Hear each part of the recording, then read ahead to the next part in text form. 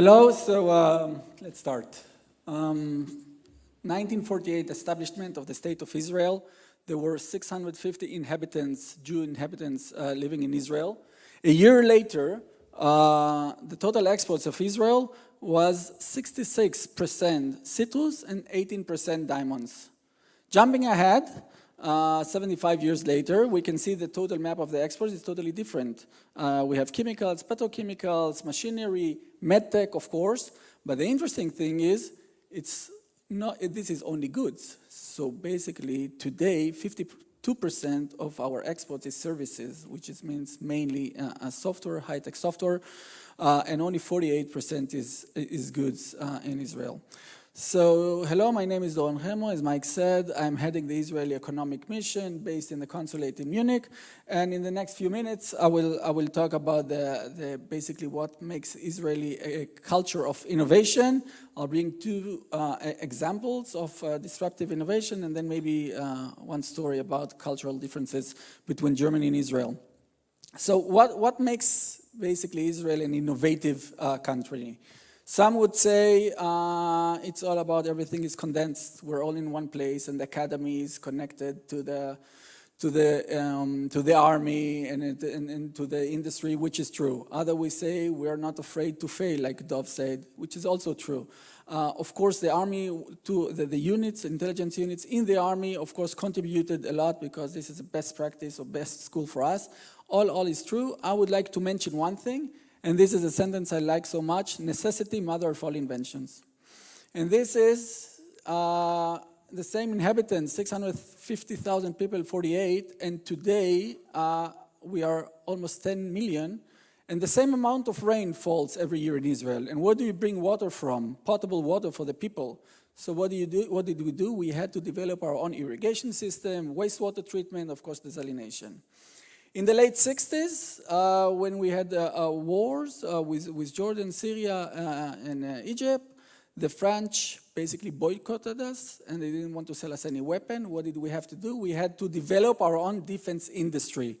So always, I think, where there's the need, is it's not only Israel, but it's like a humankind thing, then you must push yourself and invent. And this is still true for the local labor market in Israel today. We barely have these big corporates like in Europe, Thales, Bombardier, Volkswagen, and so on, where people feel this security in the work. So as you saw, there are a lot of startups. As you heard, you need to find the next salary for them. So it's always this environment of push, and need to succeed. Looking at the numbers, and again about the high tech, Looking at the numbers, almost 12% of our total workforce is working in high-tech, but they are in charge or they're responsible for 30% of the total income tax and 20% of the GDP. And as I said before, 52% of our total exports. I think it's amazing. A word about investments. John already showed us this picture. The trend. 2021 was an irregular year, of course, but it was a global trend, not only in Israel. And you can see that in 23, 24, we are already started to recover. 25, again, there are new deals, so the chart will go much higher. And you need to remember this is under wartime. And NVIDIA, for example, after they saw that NVIDIA acquired a company called Mellanox, which are today responsible for 40% of NVIDIA's revenues globally. And they saw that NVIDIA is being able to deliver, so they kept on showing confidence in Israel and kept on investing and acquired another two companies in 2024. When we look on the distribution of which sectors are winning it all, so first of all, I must say, when I talk to investors from Germany, I can divide it into two. If you look at family offices and institutions to invest in Israeli VCs, meaning it's a commitment for years ahead. This in these days is a little bit more as a challenge. But when you look at strategic investors, CVCs, angels, VCs investing in a specific technology in Israel, then we see still a lot of success. And the last one was just, if you heard, Munich Re acquired an Israeli company called Next Insurance for 2.6. This was announced last week. So we look again at, quickly on the companies. We can see health tech and life science had the most number of deals, but cybersecurity, for the amount of money, takes it all, and afterwards also business software. Now the question is, why cyber and why software? For my understanding, we don't have this legacy industry like in Germany, more than a century, with all the research, wonderful research institutions and all these corporates. So normally we do have the talent, and the talent open a laptop and starts programming. And this is why you see cybersecurity and business software, of course not only, but this is our strength. So this was it, but if we look now on the focus of what we're still doing today, I will share with you a short story.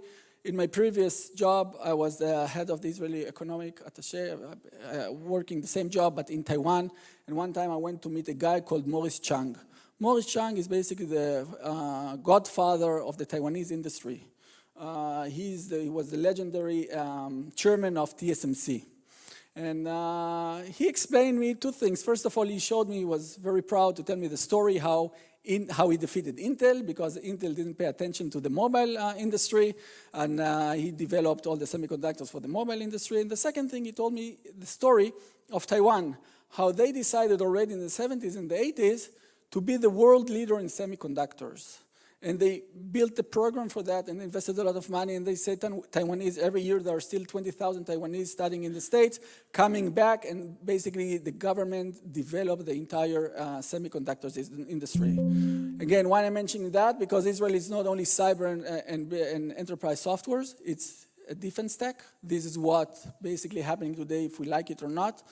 Due to the war, due to our experience in the battlefield, there's a lot of money now going into defense tech Israeli companies. They work together with MAFAD, the Directive of Defense and R&D, together call of proposals with the private sectors. There's hundreds of millions going there into Israeli companies. There's the Quantum, as mentioned before, John was here, one of his companies, Quantum Machinery, won a call of proposal of the Israeli Innovation Authority. Now they're building a quantum center in the University of Tel Aviv. They will have 2 quantum computing there, which will be connected to the cloud, so we are also investing there. And also bioconversion, there is a national program taking the computing power from one hand with the biological and chemical drugs and making miracles out of it. So already 10 slides, and I didn't mention even once the word AI. Notable breakthroughs through AI. I don't know if you know, but now in the Wall Street, the guys from Wall Street, what they do, they have a new measurement, and they say how fast takes a company to get to an ARR of 100 million. For example, OpenAI, it took them 6 years. But then there was another Israeli company, Deal, 2.5 years. Wiz, that was just acquired, less than 2 years. Actually, now it's an American company whose automation for developers. In 1 year, they make a 100 million ARR. And this is all thanks to the AI. So I picked 2 companies. One is Lemonade. And the CEO of Lemonade keeps on saying that today, because of the AI, this is an insurance company, basically. It's an automatic insurance company based on AI. He keeps reducing his manpower and increasing his revenues. Now, I don't know if it's good for the market, but it's definitely good for the founder and definitely good for the investors, the miracles they are doing. By the way, Allianz was an investor there, and they cashed out, and they made a lot of money. Another interesting company is DeepDub. DeepDub is a basically company in the entertainment field, where they take for example, from a movie or from a movie, and there's, let's say, Brad Pitt is talking there, and they take the same voice of Brad Pitt with the same intonation, the same mimic, and they just translate it online. And basically, this is it. I don't know, Mike, we have a few more minutes to give you a few more minutes? Only one is not enough.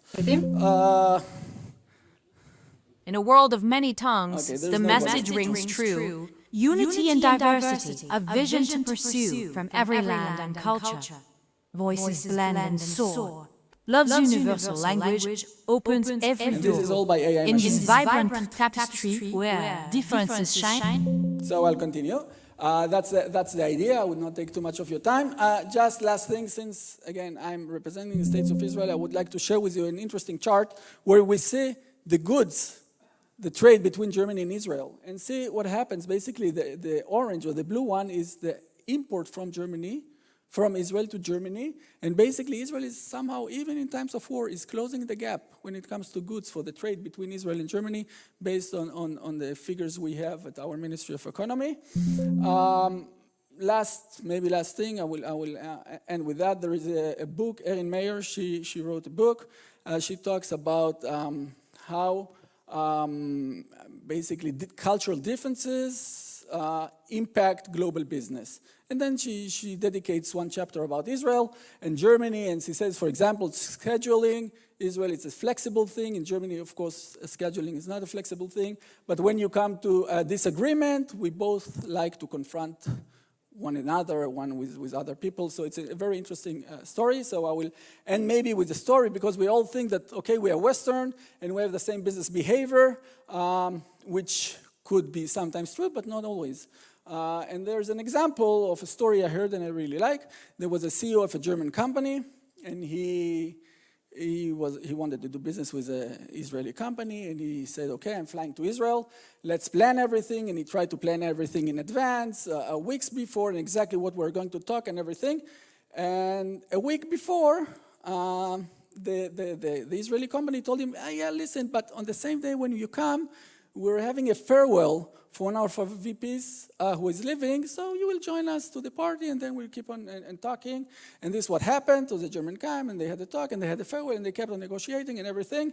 And then later they asked the Israeli CEO, what do you think about? How was the meeting? He said, oh, it was wonderful. We had such wonderful time together. I'm sure we're going to do business together. And when the German CEO has been asked the same question, he said, no, it was a total chaos. Everything was planned, and then they changed everything in the last minute, and so you understood the point.